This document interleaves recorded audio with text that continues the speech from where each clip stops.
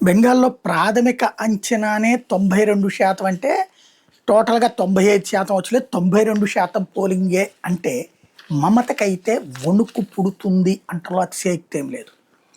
70% ఉన్నప్పుడు పోలింగ్ 70-75% ఉన్నప్పుడు 40% మంది ముస్లిం, క్రిస్టియన్ ఓట్లు తనకు ఫిక్స్‌డ్. ఆ మిగతా 35, 40, 35 అనేటటువంటి దాంట్లో స్ప్లిట్ అవుతాయి. హిందువుల ఓట్లు స్ప్లిట్ అవుతాయి. అందులో ఇంకొక 5% తన వైపుకే తెచ్చుకోగలిగింది 5-10%. తద్వారా భారీ సీట్లు సాధించింది. 220 దాకా సాధించింది కిందటిసారి. బీజేపీకి కేవలం 75, 77 వచ్చినాయి అంతే. అయితే బట్ అంతకుముందు బీజేపీ పెర్ఫార్మెన్స్‌తో పోల్చుకుంటే 4తో పోల్చుకుంటే ఇంకా 77 ఎక్కువే. కాకపోతే కమ్యూనిస్టులు, కాంగ్రెస్ ఖర్చు అయిపోయారు, కనుమరుగైపోయారు అక్కడ.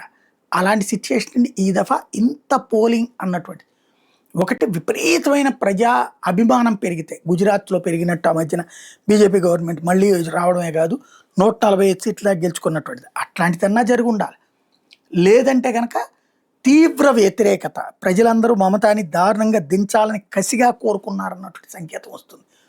ప్రస్తుతానికి ఆ రెండో సంకేతమే భయపెడుతుంది. ఎందుకంటే యాంటీ ఇన్కంబెన్సీ అన్నటువంటిదే కనబడుతోంది తప్పించి ప్రో ఇన్కంబెన్సీ మమతా బెనర్జీకి అనుకూలంగా ఏం కనిపించట్లేదు.